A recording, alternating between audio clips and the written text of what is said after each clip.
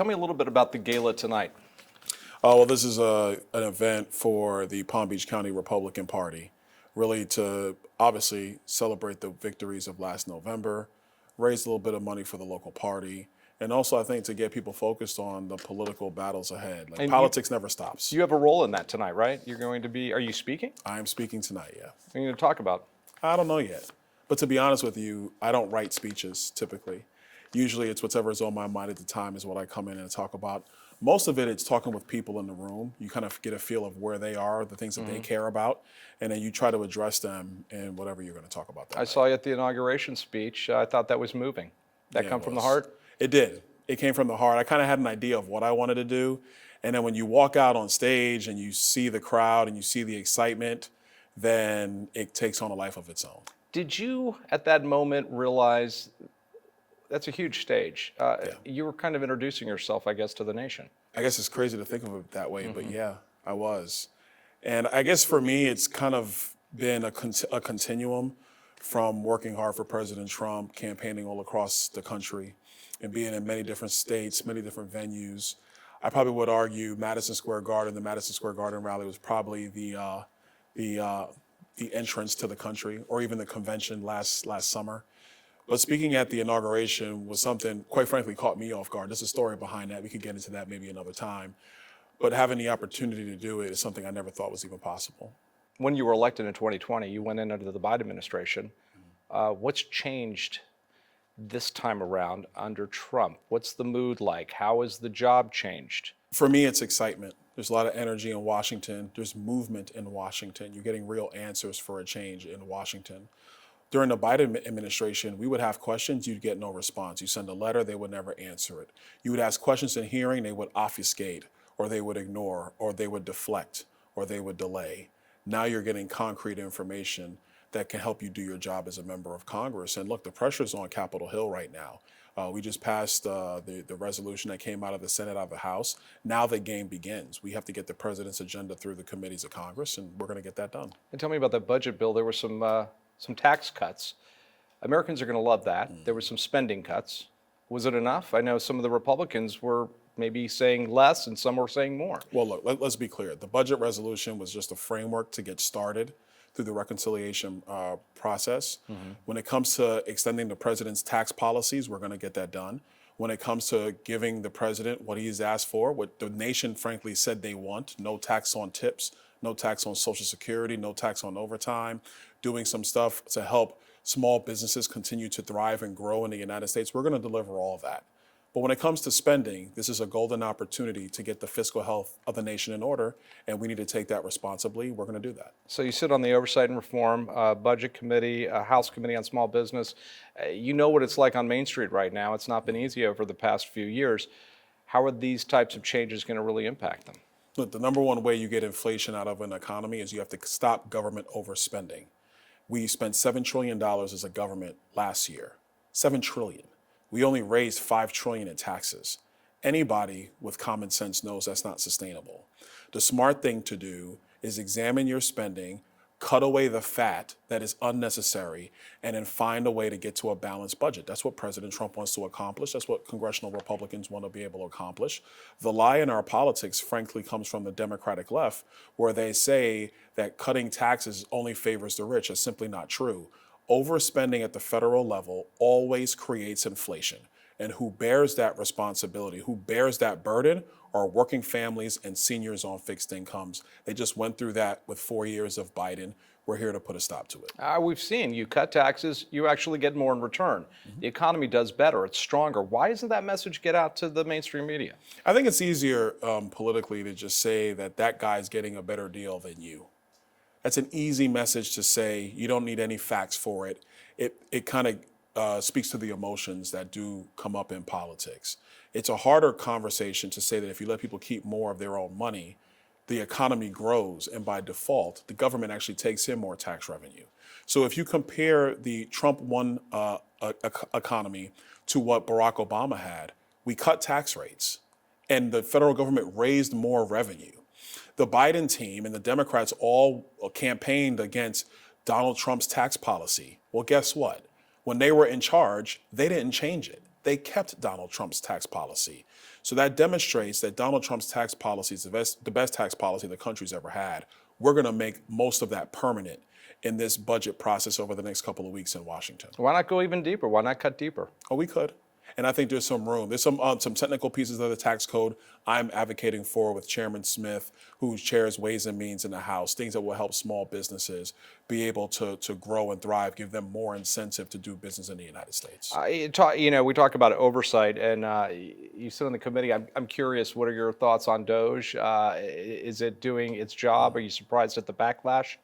Long overdue. It is doing its job. Not surprised that there's backlash. Look, you have a lot of vested interests when you spend $7 trillion. Everybody's got something that they want to keep. But this is not about people just keeping the pet projects they have. This is about the fiscal priorities for the United States of America, and the fiscal priorities are going to allow the American people to thrive. So people might be upset about it, but the truth is we're going to continue to deliver on the services that the federal government has a responsibility to do, but we are going to trim the fat, and we're not going to allow the $250 billion per year of waste, fraud, and abuse that exists at the federal level. No more. We can't continue that. I read that some Republicans maybe not so sure what they want to do, a little slow to pick up on a lot of what you're talking about. Do you win them over at the end of the day? Do you think they're going to get on board? Yes, they're going to get on board. Because when you look at it all, and I did an interview the other morning, let's be clear. We have to get mandatory spending under control. There are no options in this. We are $36 trillion in debt. We're borrowing $2 trillion a year. We have to slow the rate of growth in spending. The federal government is not going to be able to sustain this if we don't start now. So for my colleagues who might be concerned, I will tell them that you might be concerned today about the politics around cutting spending, but if you don't do it now, you're going to have to deal with the fiscal realities of having to cut spending. And that's going to be far worse for the American people as opposed to starting right now.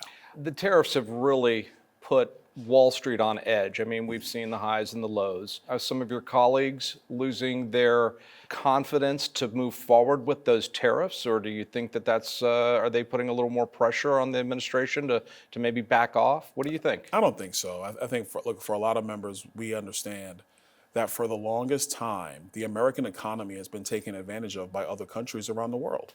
And they could do it because their economies were much smaller than the American economy. That's not the case anymore. A lot of these countries, they got wealthy, they built their economies up. We're not opposed to that. But now America has to have a fair deal if you're going to have true free trade on the world stage. And so what Donald Trump has done, really in 1 week, what he has done is brought every other country, except China, to the table to say, let's negotiate and let's have a new mutual agreement that works for everybody.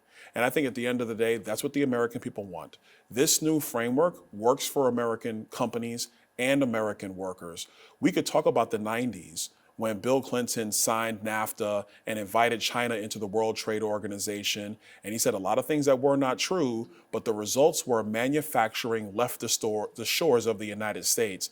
And that manufacturing loss hurt families in the middle and at the bottom end of our economic ladder. Donald Trump wants to stand for those people, stand for the forgotten men and women of our country to build a sustainable American economy into the future. And by the way, Wall Street's made a fortune off of sending our jobs overseas. Our manufacturing has been depleted. And you make a good point, and I want to expound upon that point.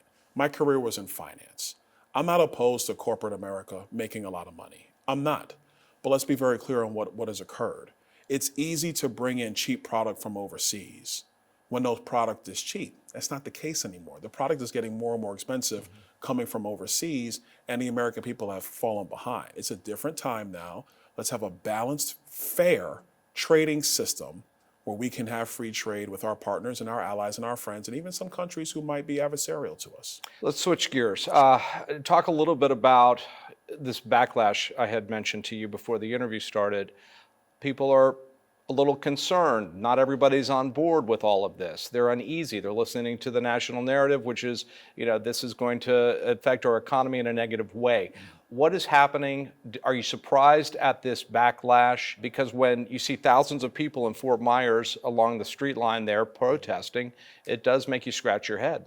Actually, I'm not surprised. I think when you have a new administration come in and they're making major changes from the previous administration, people might want to choose to have unrest about that. And so what I tell these crowds at these various protests are, let's look at the facts versus the emotions and the opinions.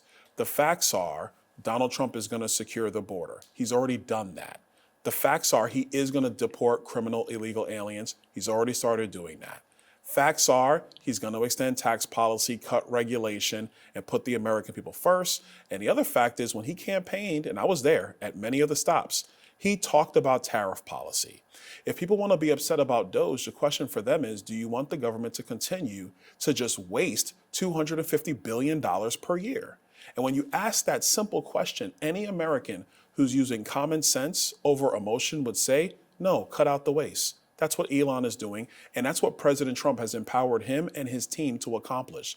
So let's look at those results before we get caught up in the emotions of the protest. And you believe that hands-on and hands-off, I'm sorry, the protest that is starting to pop up everywhere now, you think that those people you can win them over at the end of the day? I believe so, because I think even people in those crowds, for whatever the reasons are, they want to feel, number one, heard, and I understand that, but then also they want to see functional, real things be done on behalf of all Americans.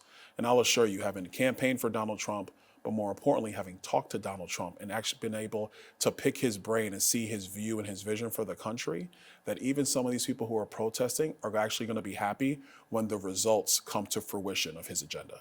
You've campaigned with the president. He sounds like he's somebody who you might have his ear. Obviously, he's somebody who you admire and look up to. I'd like to hear your description. How's that relationship? What is it like? It's great. Look, the president is somebody who values input. And I think people who are around him, they know this firsthand. He wants to hear input. He wants to hear ideas. And then he's going to synthesize it all, and he's going to make a decision. And then you have to go with his decision. He won the popular support of the American people, so he's given the benefit of the doubt because of that. But listen, he's been right far more. And I think even if we look back at the last decade, the things that the media said about him that were not true, that came to fruition, he's been right far more about the issues facing the United States. And that's why the American people trust him. That's why they voted for him a second time to become the president of the United States.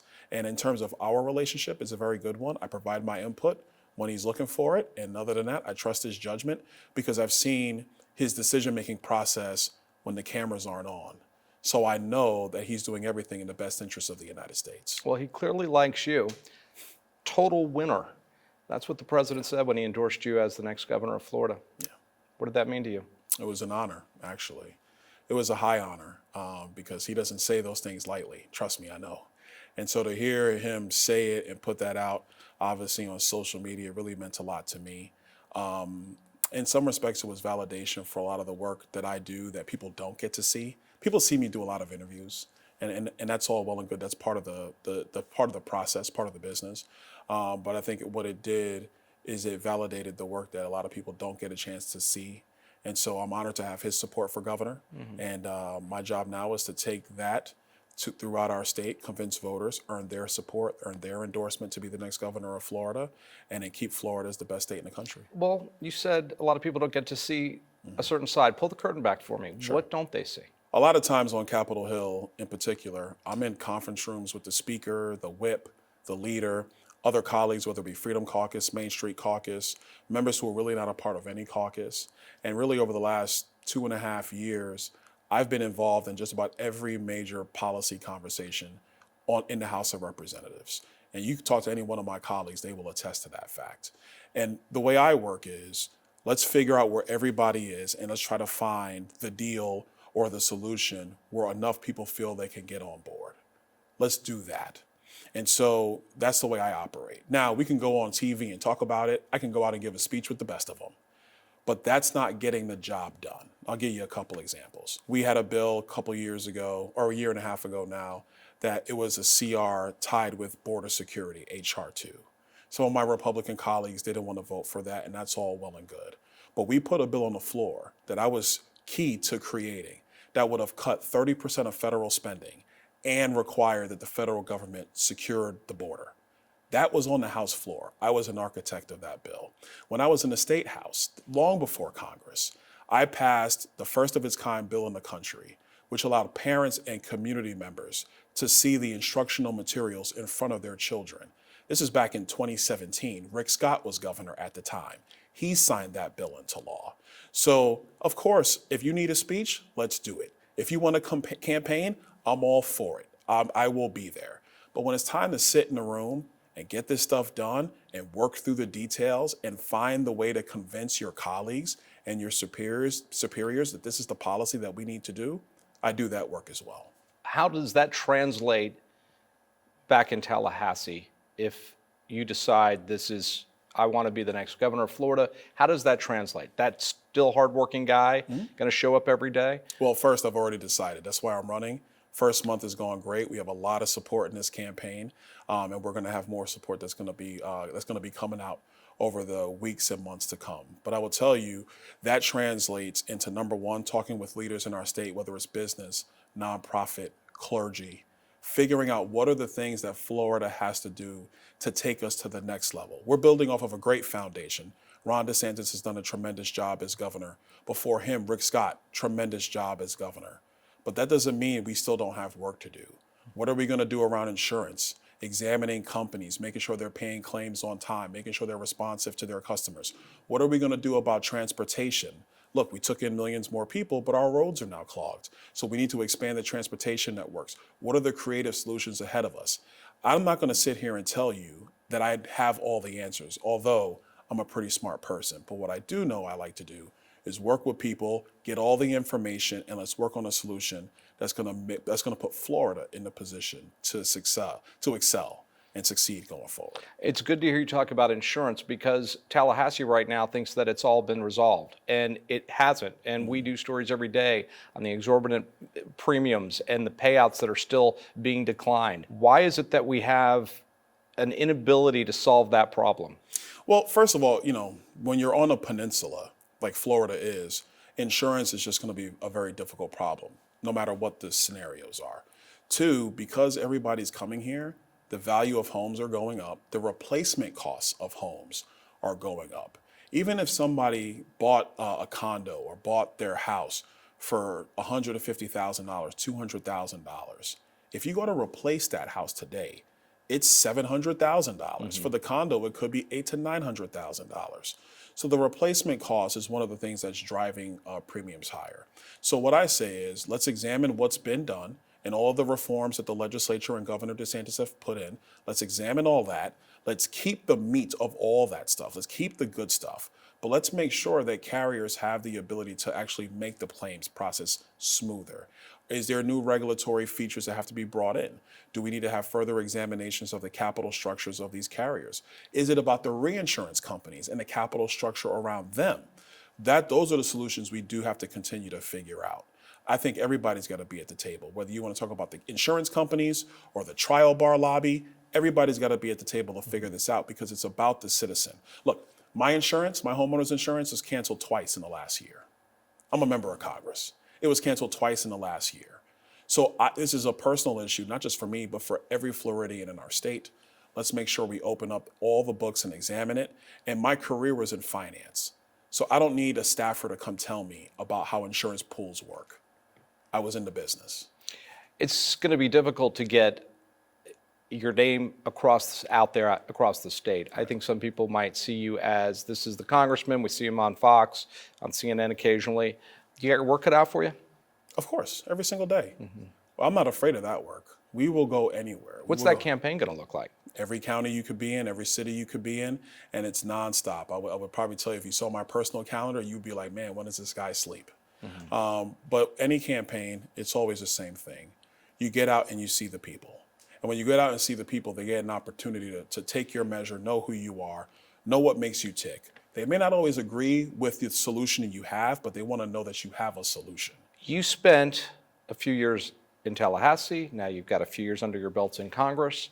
Same path Ron DeSantis took virtually. Was it a difficult decision for you when you decided not to endorse him for president and you selected would-be President Trump? Yeah, it was a tough decision. But I understood where the country was because I was in Washington. And what was clear to me after every debacle of Joe Biden's administration, from the withdrawal in Afghanistan to the massive inflation to the wide open borders, is that you needed somebody who could step in on day one, and completely change the entire apparatus of what was happening in Washington. And that's no disrespect to Ron DeSantis. He's been a great governor.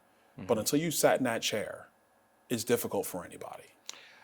Would you have garnered his endorsement for your race had his wife not expressed interest, do you think? I don't know. Look, I want to have his support. I want to have his endorsement. I think our relationship was a little frayed after I backed President Trump. That's the way politics works. It is what it is.